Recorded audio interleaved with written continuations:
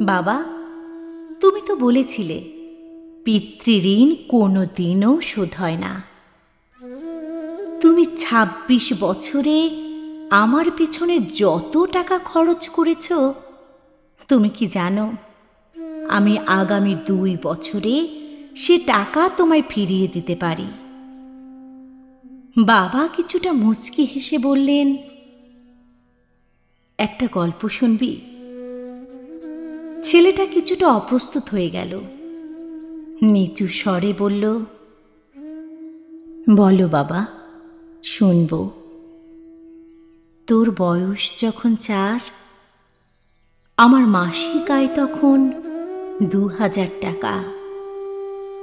ওই টাকায় সংসার চালানোর কষ্ট বাড়ির কাউকে কখনো বুঝতে দেইনি। আমি আমার সাধ্যের মধ্যে সব সময় চেষ্টা করেছি তোর মাকে সুখী করতে।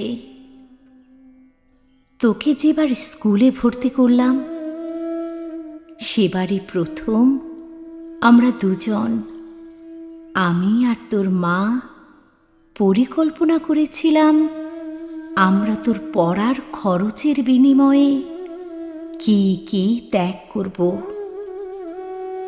সে বছর তোর মাকে কিছুই দিতে পারিনি আমি। তুই যখন কলেজে উঠলি, আমাদের অবস্থা তখন মোটামুটি ভালো, কিন্তু খুব কষ্ট হয়ে গিয়েছিল যখন তোর মা খুব অসুস্থ হয়ে পড়েছিল।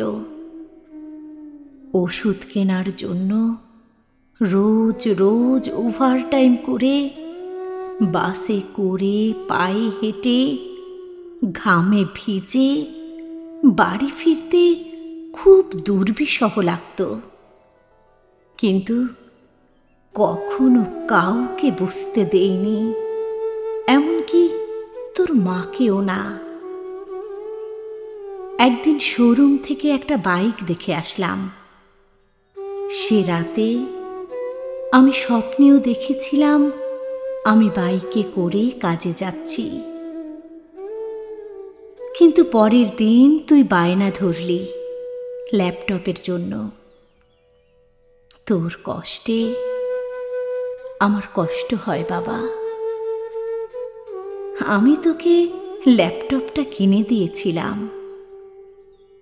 আমার তখনকার ১০০ টাকা এখন তোর কাছে ১ টাকার সমান, কিন্তু মনে করে দেখ, ওই সেদিনের ১০০ টাকা দিয়ে তুই বন্ধুদের নিয়ে পার্টি করেছিস, ব্র্যান্ড নিউ মোবাইলে হেডফোন কানে লাগিয়ে সারা রাত গান শুনেছিস, পিকনিক করেছিস, ট্যুর করেছিস, কনসার্ট দেখেছিস। তোর প্রতিটা দিন ছিল স্বপ্নের মতো। আর তোর ১০০ টাকা নিয়ে আমি এখন সুগার মাপাই। জানিস, আমার মাছ খাওয়া নিষেধ, মাংস খাওয়া নিষেধ। কি করে তোর টাকা খরচ করি বলতো? তোর টাকা নিয়ে এখন আমি কল্পনার হাট বসাই। সে হাটে আমি বাইক চালিয়ে সারা শহর ঘুরে বেড়াই, বন্ধুদের নিয়ে সিনেমা দেখতে যাই, তোর মায়ের হাত ধরে তাঁত মেলায় ঘুরে বেড়াই, পাহাড়ে ঘুরতে যাই। বাবারা নাকি খারুশ টাইপের হয়, আমিও আমার বাবাকে তাই ভাবতাম।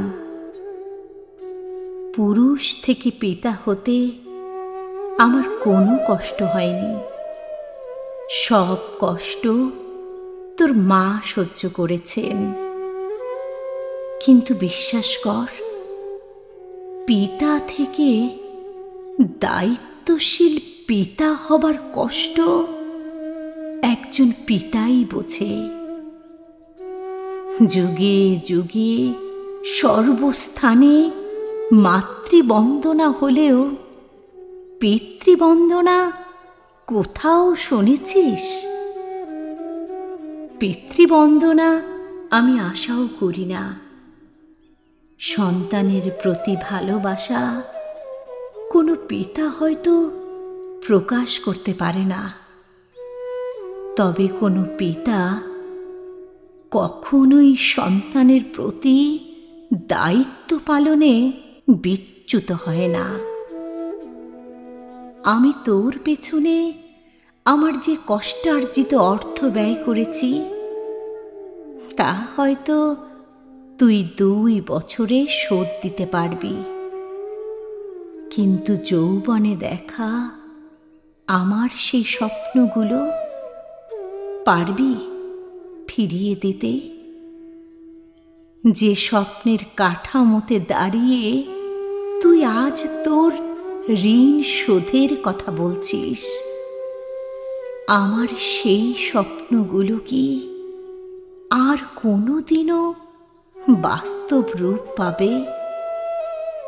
আর যদি বলিস, বাবা আমি তোমার টাকা না, তোমার ভালোবাসা তোমায় ফিরিয়ে দেব, তাহলে বলবো, বাবাদের ভালোবাসা কখনো ফিরিয়ে দেয়া যায় না।